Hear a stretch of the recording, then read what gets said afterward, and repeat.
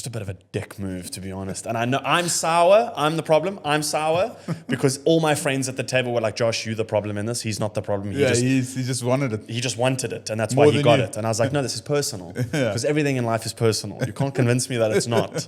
And the rest of the night, he wouldn't face us. He was turned with his back to us the rest of the night. He was like, don't look at them. Like, yes, I was upset. They don't dude. exist. They're not there. Yeah, these 9, 10, 11 matriculants don't matter. How's it, everyone? Welcome back to GameTime. We're on episode 23 in the beautiful Redefined studios here in Cape Town. And a big shout out and thank you to our partners, our wealth partners, Tigris Wealth. Boom! Tigris Wealth specialize in holistic financial and wealth planning solutions tailored for both personal and business needs. Services include income protection and risk cover, wealth management and investments, business and trust structures, legal and tax advisory. At Tigris Wealth, they stand firmly on the principle that they are there to serve you. Thank you very much, Tigris Wealth. We love you guys lots. How you, boy? I'm good, dude. Busy weekend. Yeah. I was in Robertson, That's lekker. which I only realized once I got to Robertson that I've actually been to Robertson before. Yeah, Robertson is awesome. it is. I dig Robertson. They've got those really weird like hay bale scarecrow things as you drive in. You know what I'm talking about? Yeah, those freak me out a little bit. But very cool town. We were there for a wedding. I mean, shout out, Saggy Stone is based in Robertson. It is. It is. All the beer, well, all the alcohol like that was on tap at the wedding was Saggy Stone. All the beer was Bomb Squad. Brilliant. Yep. Because I saw the photo. Yeah. Yeah. We also invented the new split the G. Split the BS. Yes. Because on your glasses, There's a little line. there's that little line below BS. And we just try to hit the line. It's quite far. And what The people line's don't quite actually, far. Yeah, what people don't actually know is that was purposely put there. No, of course. So you can hit the line, yes. like in rugby. Hit the line. See, it's perfect. It's the new split the G. Yeah, it's hit the line. I'll insert photos into this one, but we had all the guys at the wedding being like, the everyone line. hit the line, hit the line, hit the line. Yeah. So that's going to be the new one. Not hit the line. Yeah, hit the right kind of line. Yeah. Yeah. Let's make sure we put that out there. That's brilliant. That's actually a fucking good idea. We need to do it more often. We must. Hit the line. Yeah. We'll do it this week when we go up to Josie. We'll do some Hit the lines. hit the lines. Yeah. Yeah. And see who gets it best. Shout out Maddie. He hit the line 3 times in a row. And we were all like, hey, this is just a waste of all Also, our Maddie, time. share your tips and tricks for the rest of the public. Share your gulp number. Yeah. Because on a Guinness, I have a gulp number. I've got a number as well. What is yours? Mine is 3 and a small one. Oh, mine's 2 and a small one. Because Do I take there's no ways I take bigger sips than you. no, like 3 big sips, not gulps, like 3 big sips and a small one. Oh, I'm too like struggle to get it all in. Yeah, yeah. My mouth is full. Yes. Like take max capacity of load in my mouth.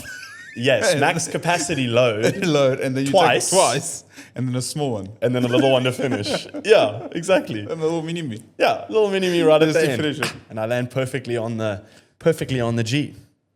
Yeah. Yeah. So tell us your number while you hit the line. Oh, What's like the phrase for catchphrase? What's the phrase? that's our catchphrase now. Hit the line. hit the line. Yeah. Except we can't hit the line every time we record this because we'd be drunk most of the Most week of then. the week, yeah. Right now, my drinking is happening between a Friday and a Sunday. I cannot change those days because it'll just become a problem. Mine has adapted a bit in the last 2 weeks because both weeks I was in Joburg. So from midweek on up until Sunday, it's pretty much drinking nonstop, which is a bit of a problem. I did go for my daily 6K run this morning Oh, shit, well done. on a hangover. It hurts, eh? Yeah, it feels like I've got the coronavirus again. Because everything's like burning my chest. And guys, don't judge me. 6Ks isn't far, I know, but This guy's far. for a guy that weighs 130 kilos, it's pretty It's far. far, dude. Yeah. I learned the hard way on Saturday. We woke up. I was adamant that Sunday was going to be the only day I took off gym. So Saturday we woke up and Jess and I were like, okay, we're going to go for a run. It was very much a walk run, to be honest, because I now accept the advice from so many different people that I've been given. Running on a treadmill is so much easier than on like on normal land. Yeah. My knees and like the backs of my feet, like my Achilles into my calf, Stiff. dude, so painful to try stretch it after running that I said to Jess, I was like, I think if I keep going, I might explode Achilles. I'm very nervous that I do. That like it was feeling super tight, like I couldn't lift my foot. That's what I felt like this morning as well. Yeah, it's not healthy. Yeah. But I also like told myself like it's also like it might be the fact that consumed like a lot of alcohol over the weekend and then also stood on my feet for a long time. Also flight, also slept very well on Sunday evening and then went for a run this morning. It could be a combination of all those things. And I was like, maybe just get through this first 2Ks and then the Achilles stiffness would go away. It actually feels better now, but like only In like the moment. Yeah, in the moment, like that first 4Ks was like tough. It hurts, and then it's brutal. when I was like, okay, cool, and I was home stretch because I know it's just there and I'm finished. Yeah. Then I started feeling better. I'm also learning for the safety of your Achilles and knees and back and everything else with this bloody running thing we now on because of High Rocks. I'm so upset that we've agreed to do this now that I'm doing all this bloody running. 30 to 40 minutes on a Stairmaster or on an incline walk is better than running. Yes, it's time consuming. Yes, it's boring. Find your favorite show and watch that while you do it. But if you can wake up in the morning and on a fasted stomach, which is also controversial topic, and you can fast 30 minutes of like incline walking and then get your workout in later in the day, I promise you'll burn more fat than this bloody running thing. Because I can't run for 40 minutes. I can run for like 20 right now. Yeah, but you're still out there for like 40 minutes. So it took me, so I ran, okay, this is what my, like, and don't judge me, like, I'm People are judging hard on this. Listen dude. and don't judge. No, Linda? Listen and don't judge. Yeah. So this is how I did mine this morning, or how I normally do it. So the first 500 meters is like walk, jog, walk, like stretch, like get to like a robot, swing my leg a bit, and then carry on. And then when I hit like the 500 meter mark on my watch, then I start. Then I run as far as I can. Like I try and run at least like 3Ks, 3.5Ks. One go, like non-stop.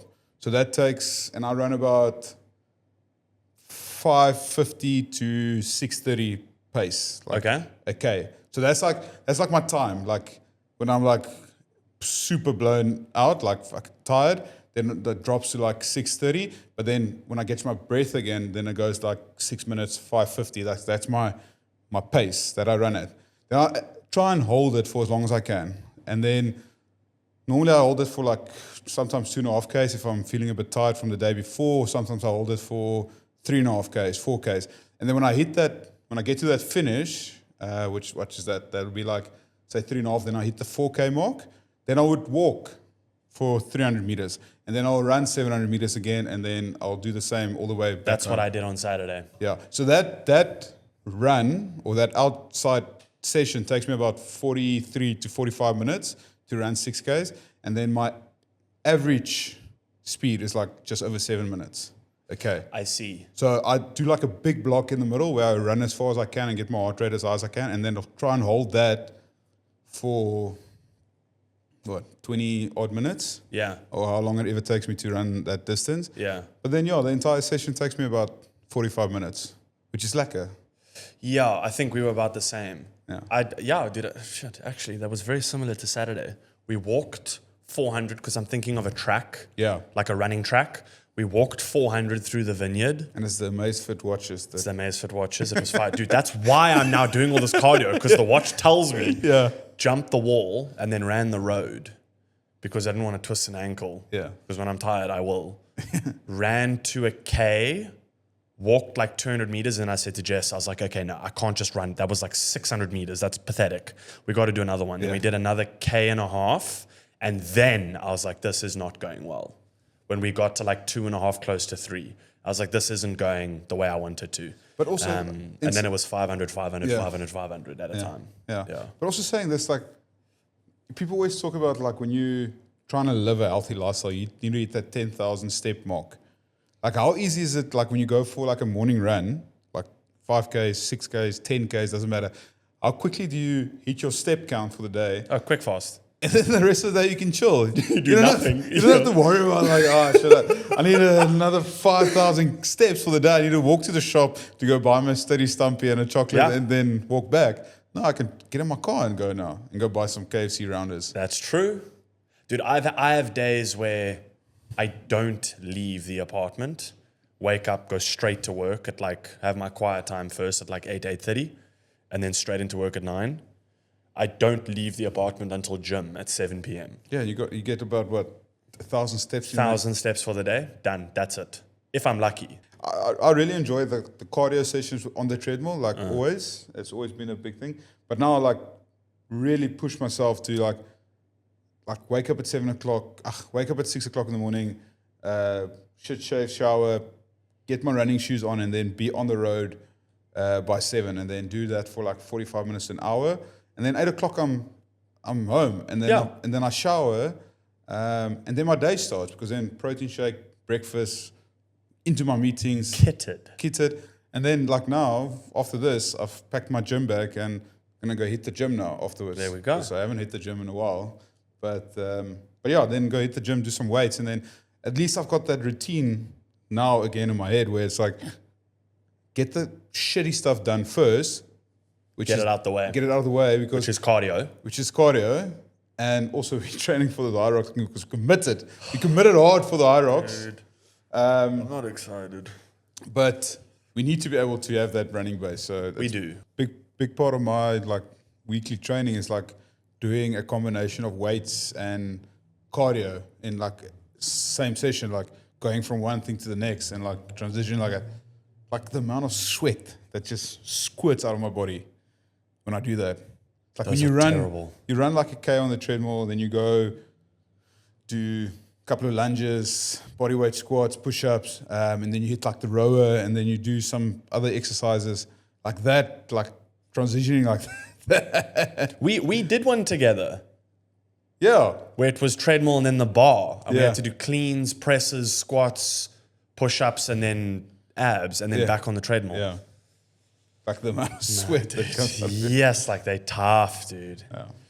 But yeah, that's working out. And I'm sure by the time we should practice our walking as much as we practice our running. Because I'm not going into High Rocks thinking I'm running every single one of those 8K of that 1K.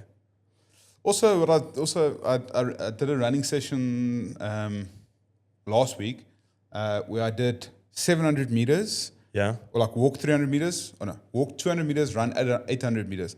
And I felt much more comfortable doing that compared to running straight 4Ks. Exactly. So I did 6 of them, which is not it's not the full 8 that you do in the High Rocks. Yeah. But I felt much more comfortable, and I ran at a much quicker pace, because running the 800 meters compared to running a 4K is way more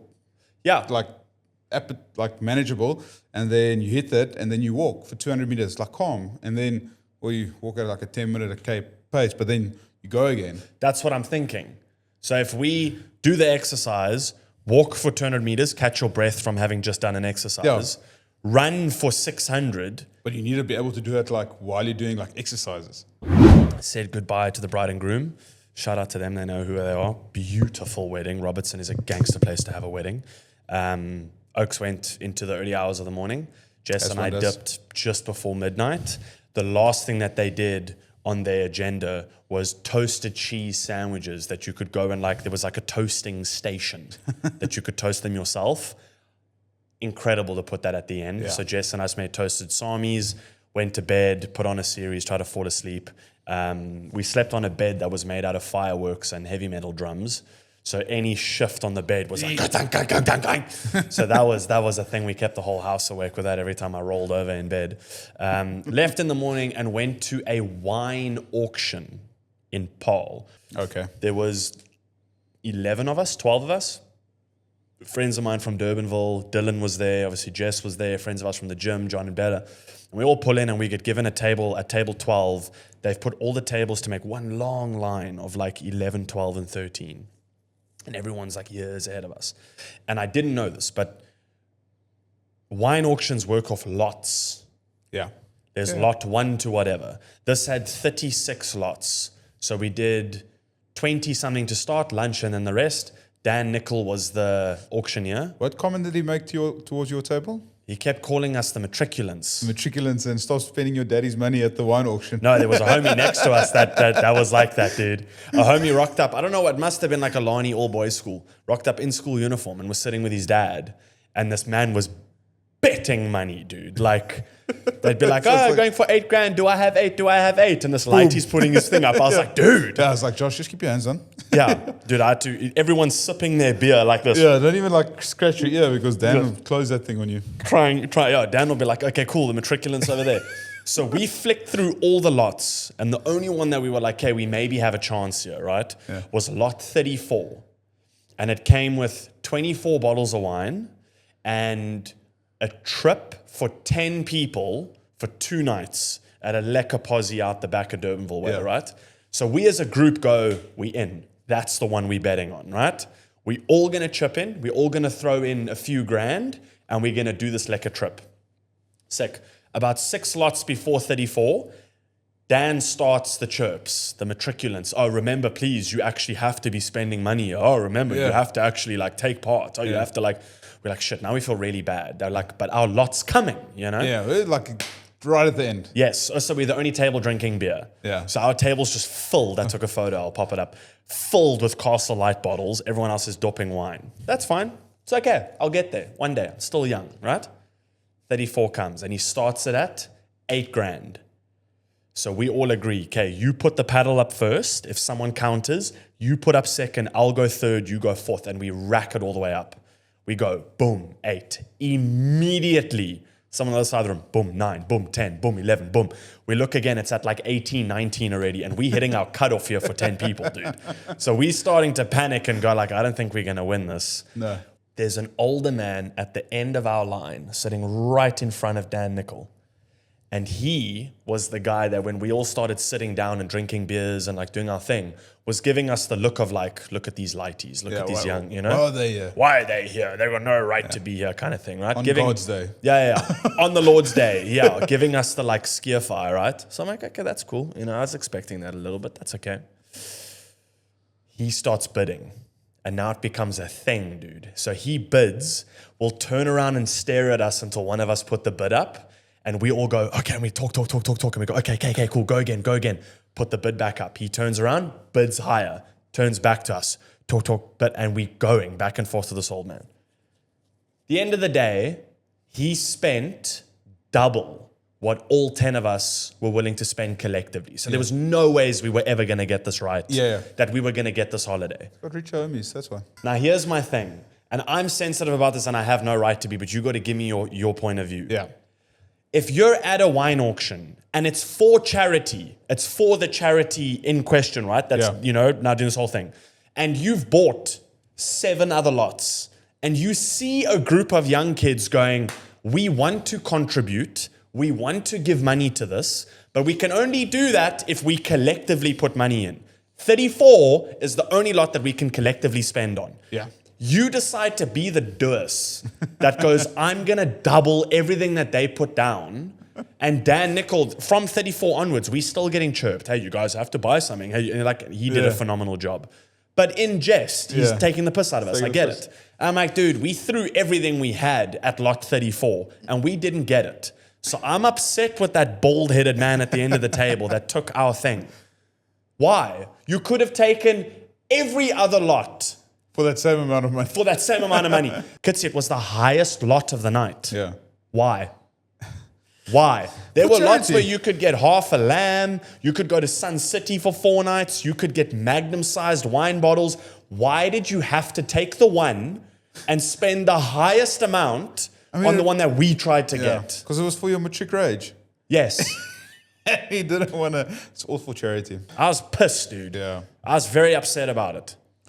Maybe, I mean, wine auctions are like, it gets tricky because sometimes you want to buy something, as you said, you want to spend the money. Yes. And then when other people like push your button to go like, listen, I'm not going to spend more than 40K on this thing. Yeah. And he just keeps lifting the pedal. Because eventually it gets to a point, like I was at auctions before where I was like, listen, this is something I really want.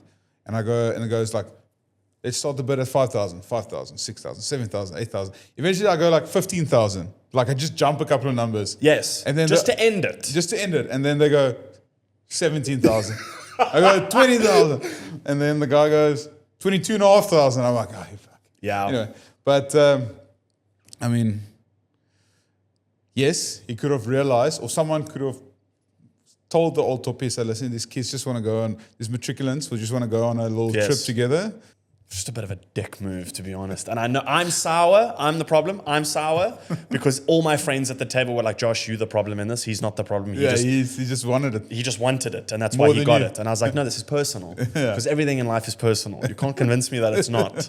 And the rest of the night, he wouldn't face us. He was turned with his back to us the rest of the night. He was like, don't look at them. Like, that's I was upset. They don't dude. exist. They're not there. Yeah, these 9, 10, 11 matriculants don't matter. I go to a lot of auctions, but also always for a good cause. They're a lot of fun. Yeah. You can maybe buy something at the Bomb Squad Golf Day coming up Thursday. Oh, really? Are you doing an auction? We're doing an auction. What do the numbers start at here, Kitsy? No, you can 2,000 Rand maybe. Will you auction like a case of beer? We'll auction case of beer. Okay, there we go. I'm in. Yeah. What I really wanted from this one was the half a lamb. So if you can auction half a lamb, I'm in, dude. It's a bit late now, but I can probably organize through Amy. There we go. Yeah. Could have done that. Some Karoo lamb. Yay. From Eddie's farm. And I'm in, dude. I'm auctioning for that bad boy. Eddie's Scarp. I was at a 40th birthday this weekend on the Vol River. Oh. So, fuck, a place is cool though. Yeah. Anyway, so also had some lamb for Saturday night, like big group of people, but I spit, bro. I haven't had spit in like a very long time. Love spit. Especially towards the end when there's like spit left and there's some rolls left. And you get some sauce and you put those lamb. And you dip the roll in like the leftover juice at the bottom of the spit. Also, when they say half a lamb. Arteries are clogging up, yes. Which half? I don't actually know, to be honest. Do you chop him front and back or do you chop him through the middle and you get nose to all? Yeah. Is it nose to hole or is it rib to rib? Ribbed, yeah. Probably nose to all. Would imagine, eh? Yeah. Because then you get the best of both worlds on either side. Yeah. Get like one boat and one shoulder and one rib. Set of rib, yeah. A couple of chops. Do you want to chat on a bit of ruggers or do you want to go into some other sports that took place this weekend? I think it's probably not to go in too much detail, but our team, the DHL Stormers, boys keep winning. They over like 80, 35 plus 34s, 60. Whatever that is. 60, 69 plus 20. How much did they score against? They had over 100 points. Yeah, I think the point difference is like 80 something right now. Over 100 points scored and only conceded 20 against Ospreys. Against Ospreys, yeah. So well done, boys. Dude, they're having a phenomenal season so far. Sad news. Branas, bicep torn. Nathan Fisher broke his arm against Ospreys. So a couple of injuries, which is tough. I mean, Frans Millard was still out. So yeah, speedy recovery, boys. Yeah. Hope to see you back in the team soon. Shame, man. I saw a lot of articles and stuff on Dion's injury that it's, a biceps definitely Yeah, not ideal. like definitely needs operation. Like I also like read Dobbo's article earlier today, and it's like changing room was devastated. I mean, is on the younger side of 50. Yeah. Yeah. But shame, man. He's hope to see him back in the Stormers jersey. Hopefully, Sure before the end of the season he plays again. Peptides, bro. Rugby players aren't allowed that, I think. Did they stop even peptides?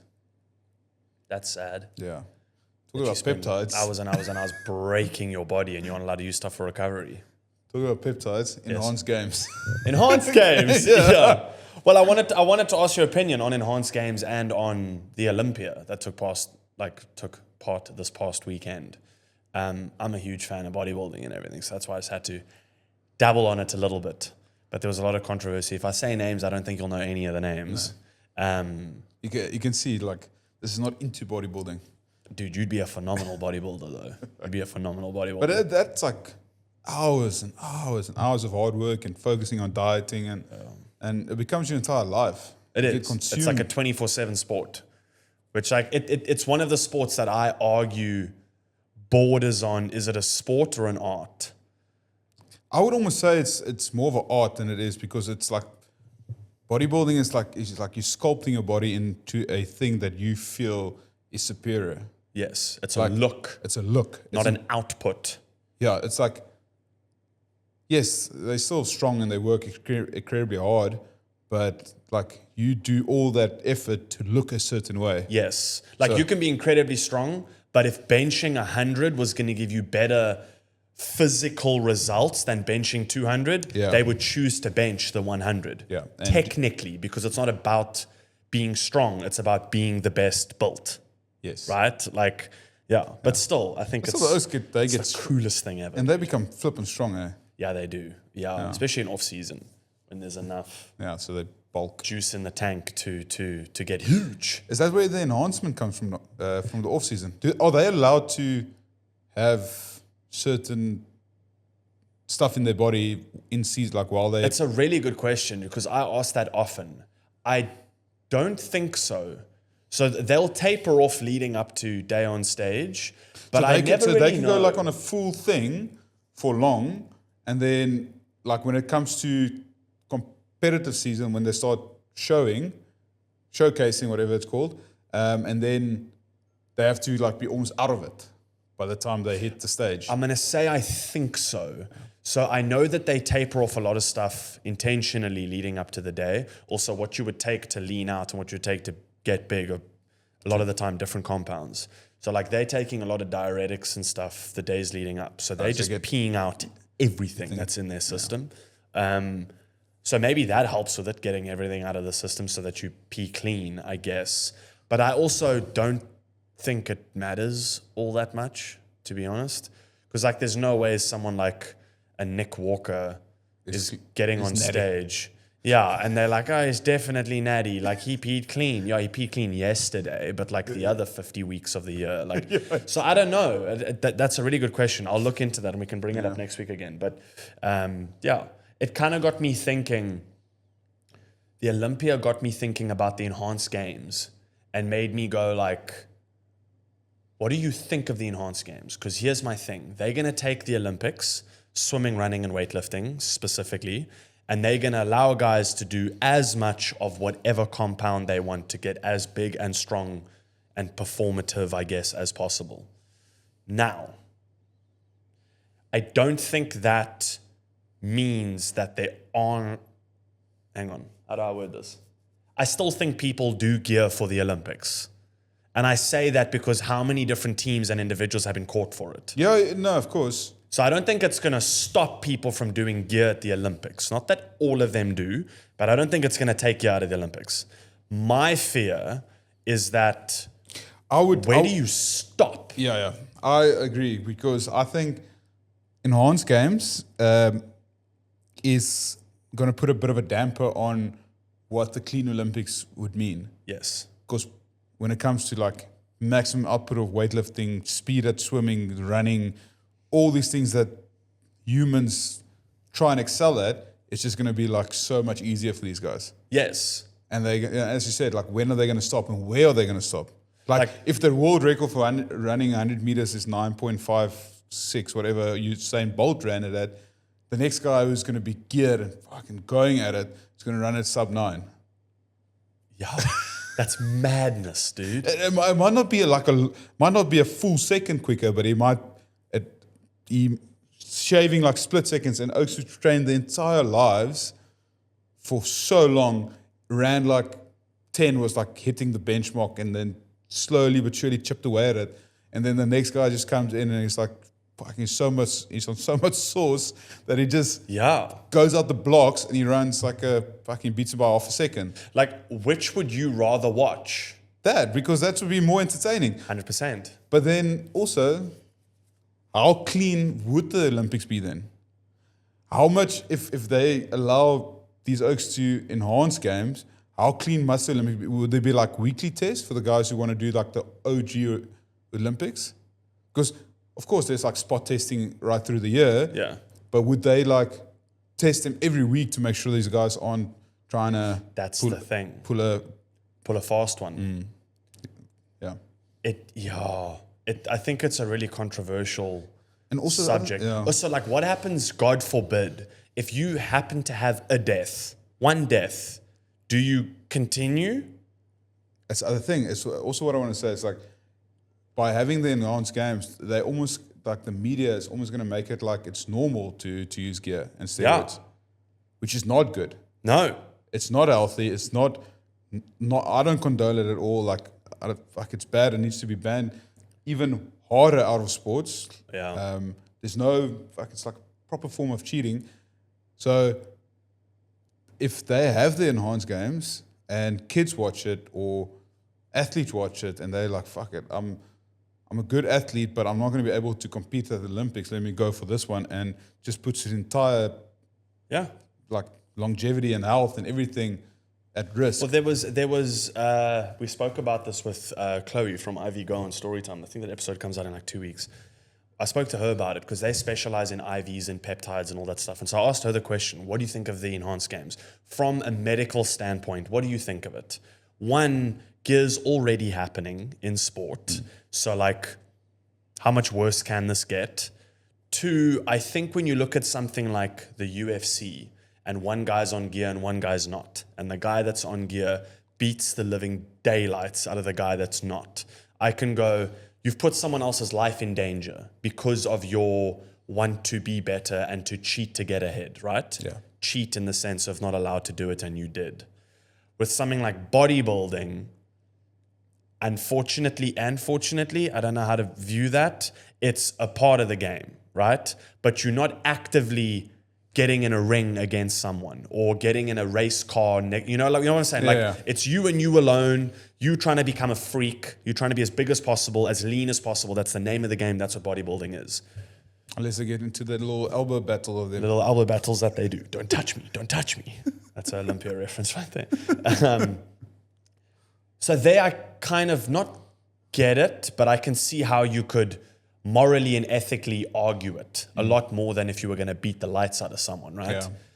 There was someone now recently, a runner, that got popped at the Olympics and turned around and went, cool, thank you so much. I'm joining the enhanced games. Peace. I'm off to the enhanced. There was a swimmer as well that went into the enhanced games, and he's now like 3 times the size of what he used to be, and he's smashing records. So my question is, in future, 20 years from now, when we look back and go, who was the fastest man in 2027? Are we going to look at the enhanced guy or are we going to look at the natural guy? And is it going to matter in 10 years' time, 15 years' time? Like Usain Bolt is now the first fastest man. Yeah. And still has the record, but clean. Yeah. Yeah. I can promise you 15 years from now, we're going to go, how the hell did that oak run it in 8? We're not going to go, oh, what did the guy do to run it in 9.67? Yeah. We're going to go, no, some crazy dude ran it in 8. You know, like, Yeah, exactly. I don't know, dude. See, that's I've been probably where thinking about it a lot. Yeah, that's where the entertainment part of it comes in. Yes. But yeah, also, I don't know. I might watch it just because of to see how humans can actually operate. That's why I'll watch it. I want to see the difference.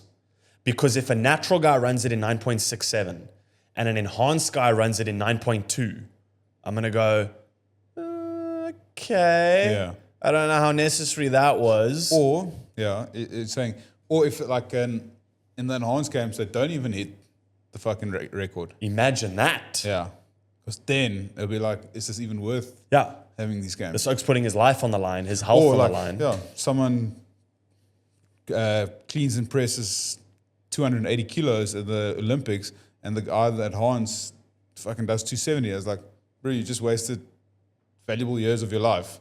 Yeah. By injecting. To not get the best. That's the question, right? That is a question. But if it goes from a 280 kilo natural and some little 65 kilo man does 400, I'm going to be like, okay, wait a second. Yeah, this is incredible. Yeah. So I guess, good point. The entertainment value is what's going to determine how we position it, I think. But is it worth putting someone's health at so much risk? Oh, I don't know. Like, how many like specialized doctors are going to be able to treat these athletes. Like I'm saying, like they go into the best program, best, cleanest, most efficient way of doing it, then it purely becomes for entertainment, because there's probably a million guys in the WWE that was also jacked up to the T, and those oaks performed very well. And then they've got to do what The Rock did and now lean all the way out again. Yeah. I was unpack.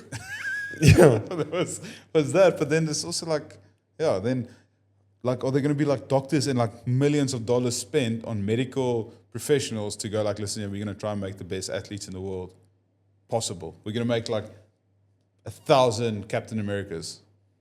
That would be pretty gangster. Yeah. See, that would be like, fuck, that's pretty cool. You're just making me think of this now. There was a diet that I came across when I was in high school that I don't know who put it forward. If anyone in comment knows, please tell me where this came from. So the get jacked diet. It was a put on weight diet, like as a power lifter, bodybuilder kind of thing. And it was 3 meals a day, where breakfast was like 2 of those American extra large giant breakfast McDonald's meals, 2 of those, which I'm assuming is multiple burgers, hash browns, chicken nuggies, the whole thing, right? Lunch was then 2 extra large pizzas with like a shitload of salt and olive oil and a whole bunch of stuff. But like, again, American extra large pizzas. And then dinner was a giant family-sized serving of Chinese. So a lot of sodium, right? Yeah. But that's your 3 meals. And I was like, I could do that. Maybe not every day, but I could do that for a day. The trick was every hour on the hour, you eat a Snickers bar. Are you going to get tough fat, or are you going to get... It's like 12 to 14 Snickers bars in a day. So we have to try it. We'll do it for Patreon. For a day? For a day. Yeah, we got to try do that diet just once. Yeah. Okay. It'll probably be a McDonald's share box for breakfast. Yeah, easy. 2 large pizzas for lunch. Easy. And then... Are we allowed to train that day? Yeah, we're gonna have to. We're gonna have to work this food out. Whatever we do with the rest of the day doesn't matter. We just have to consume the calories that are at question. Can we do beers as well? Because then we just triple the calories. Yes, we'll get those calories down fast on beer, dude. But then we got to go like Guinness beer, like dense. Yeah. Something could be like this. Yeah. I look like in Greece, like just swollen. And But I'm keen for that. Yeah, we got to try it. And then it's the giant Chinese for dinner and a bar one or a Snickers every hour on the hour. It's so expensive as well. So much money. 2,000 rand. They should have put that on one of the auction things. Yeah. Make that the list. Yeah. You just keep your pedal there. Just keep going, Dan. Let's do this, Dan. Yeah. Okay. You can do that. We got to try that out. 1,000 calories. Cheapest. It's a lot, dude. Yeah. It'll be fine. We got this. Okay. Let's wrap it up, people. Before we wrap up, I want to give a cool shout out. I know the Bulls game didn't go well this weekend. It was not a phenomenal game, but we got Polly back in a South African jersey. Well, a Bulls jersey, but a South African team jersey. That was dope. Want to give a big shout out to Ivan for being man of the match in the Stormers game. Yeah, that was very, very well done. The Sharks' performance, so people are very upset about that did not go according to plan. But the season is much young still, so we can still play out the season. Ethan Hooker had a phenomenal game for the Sharks, though. He had a great try as well. A little out the air and for the touchline. Wanted to ask quickly in closing, there's a lot of comments around Sacha's performance. I think it's ridiculous that people are making all these comments on him. Even the commentators are like, golden boy. And then he has one game that is different to the last, not up to the same quote-unquote standard. And everyone's like, oh, you better keep your head. And I'm like, guys, it's one game. Granted, he should keep his head. I really hope he does. Yeah. But there's so much pressure on that guy right now to be a phenomenal rugby player, and he is. Yeah. I think we should let the coaching staff do what they do, let management do what they do. The team will keep each other in check, and just let him have a phenomenal season. I think that's how it should play out. I 100% agree. I think if you had to compare, like every single game he's been playing in the last 2 years, he's been above average good. Like he's much better than most of the fly-offs in South Africa. Is better than most of the fly-offs abroad. That Durban Test match was just like the most outstanding performance he's ever done. It was just like the cream of the crop, like well-deserved best player in the world type of game.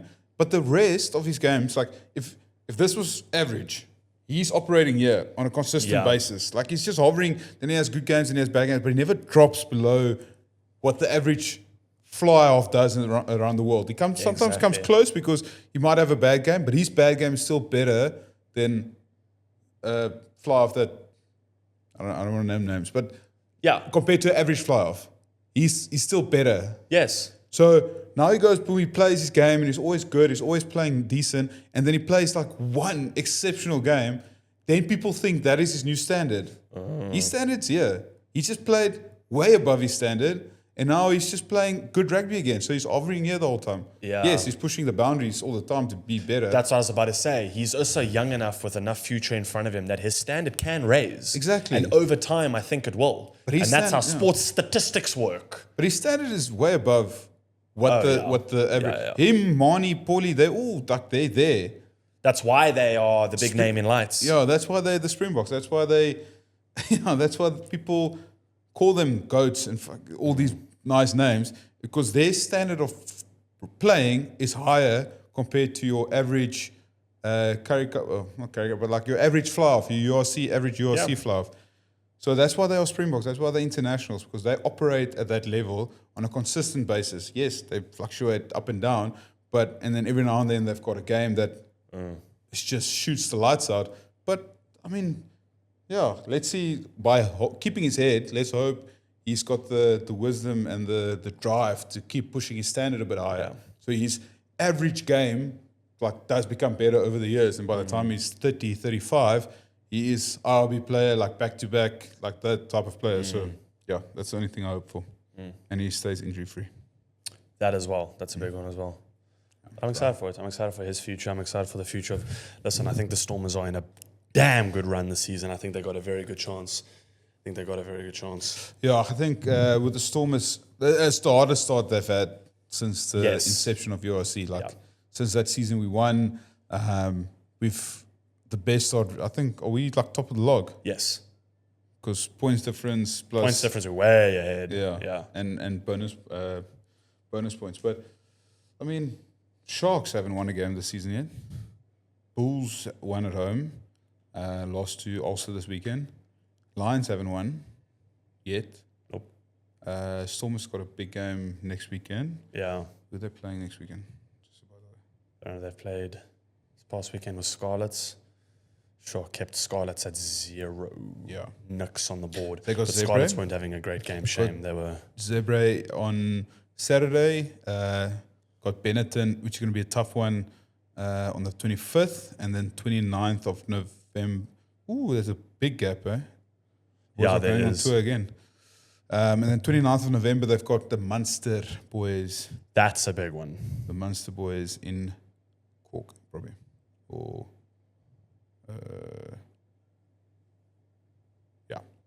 away.